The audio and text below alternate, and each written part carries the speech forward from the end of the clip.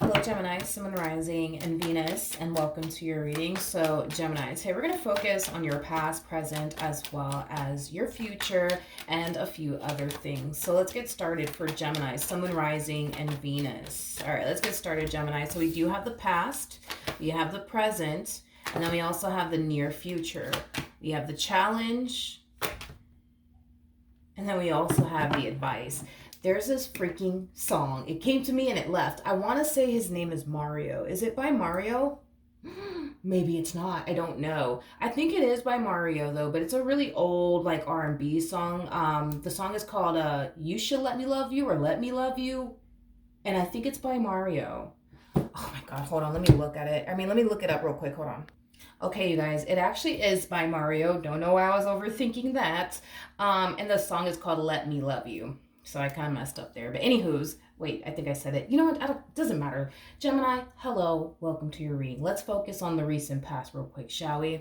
So we do have the Queen of Cups. So I do see you allowing yourself to be open and receptive to love is basically what I'm getting, which is causing me to kind of feel like there was a point in time where you were very much so against the idea of love and allowing somebody to get close to you, or you allowing someone to get, are you allowing yourself to get close to someone? I do kind of feel you were very much so against that idea, but we do kind of see you coming around, okay, and being open and receptive to it now. It's basically what I'm getting.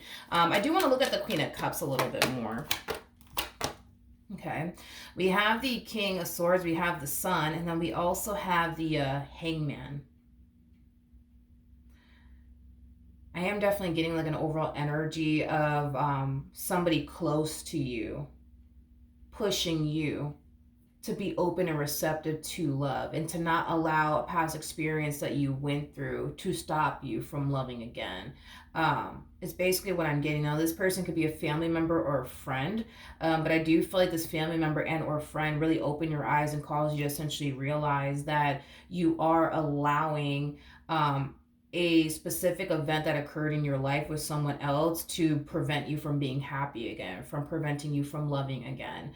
In other words, this family member and or friend of yours wants you to stop giving that situation so much power over you to the point where it has caused you to become very much so against love and things of that nature. So I do feel like this person was able to really get through to you and get you to see, hey, you know what, whatever happened in the past, it happened in the past, but don't let it stop you from loving again. Don't let it stop you from finding the perfect person for you. And you're just like, yeah, you're right, you're fucking right. You know what I mean? You're fucking right. So we do see you now being open, you know what I mean, to the idea of finding the perfect one for you. So, all right, so far so good. Now we do have the Tower out here. I do feel like very, very soon, and keep in mind this could have already happened or this might be happening very soon. I do feel like something unexpected is going to happen. Something very unexpected is going to happen. Tell me more about the Tower. Oh, well. What do we have here? I feel like love is showing up here for you when you least expect it. It's definitely going to show up when you least expect it. In other words, I don't feel like you're going to go looking for this connection. It kind of looks like this connection is going to essentially find you, is basically what I'm getting. I feel like you're going to be very taken back by this connection that's showing up in your life. You're going to also find yourself feeling very, very drawn to this person. I am definitely getting that strongly. Now, we have the Hierophant, okay, as a challenge. Let's see why the Hierophant is the challenge. Oh, yes, you guys are showing up as a true pair to one another. I love it. I love it. I love it. I love it. I love it. Gemini. This is either something that you struggle with or your person struggles with. And to be honest, I feel like this is something that you struggle with. It's not something that your person struggles with. It's something that you more than likely struggle with, but either which way, right?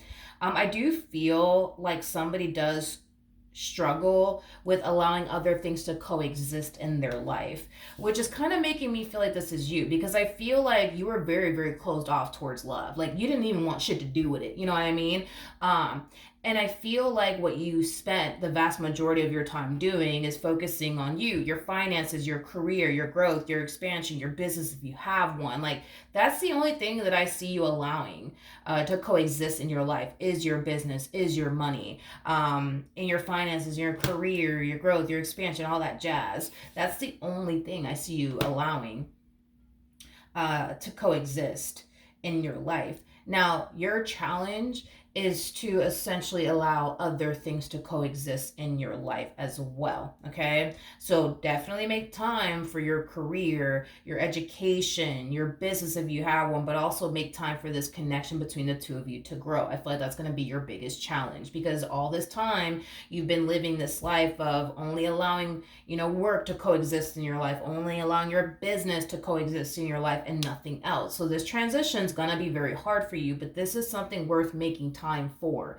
This is something worth making room for in your life. So I do feel like, by you establishing the art of balance in your life is going to do you some good, because not only is it going to allow you to have time to focus on the things that you want to focus on, like your career or your business if you have one, but it's also going to allow you to take time to dedicate, your time and energy towards this person, this connection between the two of you. But I do feel like as far as you allowing other things to coexist in your life is concerned, aka this relationship for a perfect example, that's going to be very hard for you.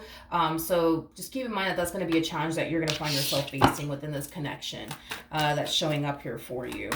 All right, let's look at the Queen of Pentacles. Okay. We have the Nine of Cups. We got the Devil. And then we also have the 10 of Swords. Here's your overall advice in regards to this person that you find yourself getting involved with.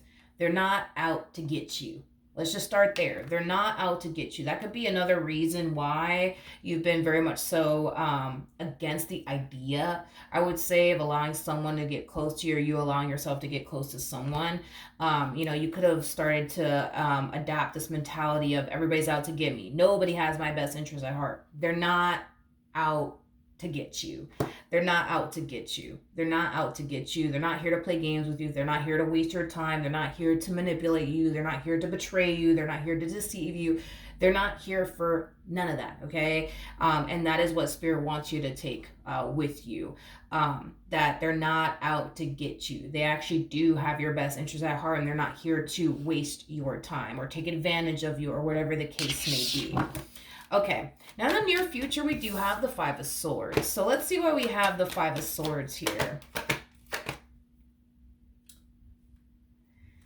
Okay, now in the near future, Gemini, I do see you struggling with remaining optimistic within this connection here between the two of you. It's kind of like you find yourself falling into this energy of, well, I just think that they're out to get me, and I just think they're going to eventually abandon me, and I just think that they're going to eventually hurt me.